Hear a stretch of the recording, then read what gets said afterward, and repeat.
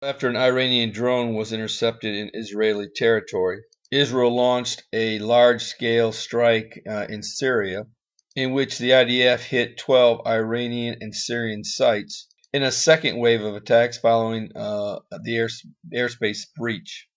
But this time it was not met with one-sided Israeli bombings. The Israeli air raid was met with heavy anti-aircraft fire, so heavy that one of the Israeli jets were downed in northern Israel, and two pilots ejected. One was seriously injured and the other one lightly injured.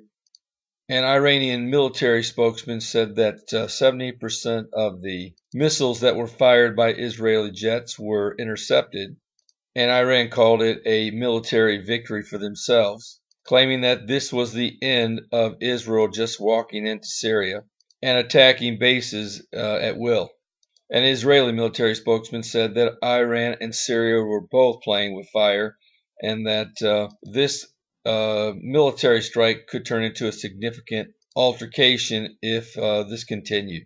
But at the same time, diplomats were also in touch with Russia, asking for them to intervene. But Debkafile is reporting that Russian troops were also involved in the strikes, meaning that they were at these Iranian bases that were being struck.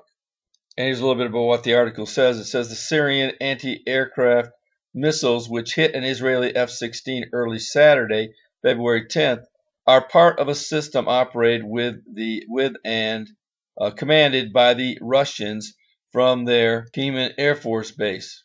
The ongoing clash has therefore gone way beyond an Israeli confrontation with Syria and Iran, and marks a serious deterioration in the security situation on Israel's northern border. And as we know in the Bible, it says that at some point in time, Russia, Iran, Turkey, and certainly Syria and other lesser Islamic nations and African nations will come down upon Israel, or at least look as though they're going to, and will ultimately be destroyed supernaturally by God.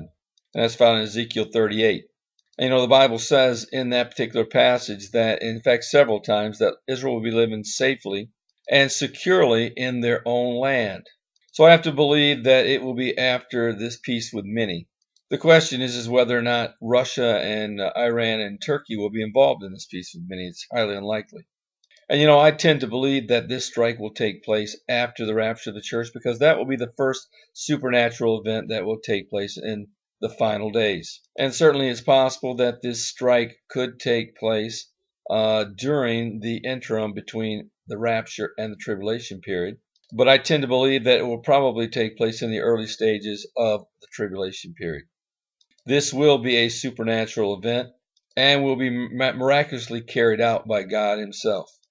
But one thing needs to be made clear. Russia is not Israel's friend. They seem to act like they are right now, but the truth of the matter is they are building a significant presence in the Middle East and aren't going anywhere. In fact, here's another article by the Times of Israel. It says Lebanon signs offshore drilling deal amid dispute with Israel.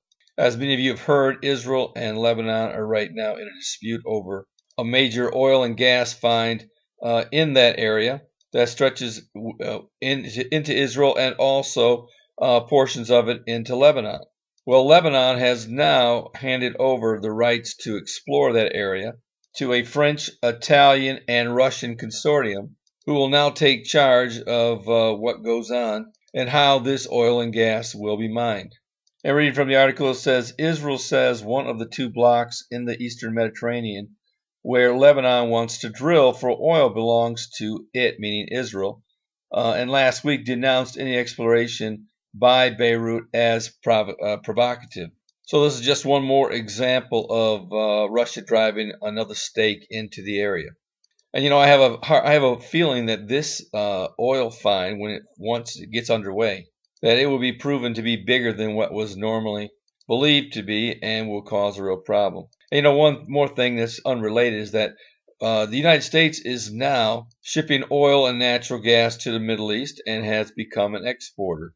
So that just kind of gives you an idea of how big the U.S. has become in the world of oil and gas exploration.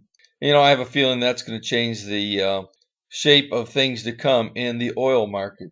But here's the last thing I wanted to report, and probably the most significant, as I said many times, that the U.S. is still not out of the Middle East peace process. In fact, they're still ingrained, and most believe that the United States will have to be a part of this peace process if, in fact, it is to come to pass. And here's what the article says. The U.S. President Donald Trump told Israel on Friday that it, too, would need to make significant compromises for peace with the Palestinians, even as they accuse one of his Middle East envoys of bogging down diplomacy with what they see as pro-Israel bias.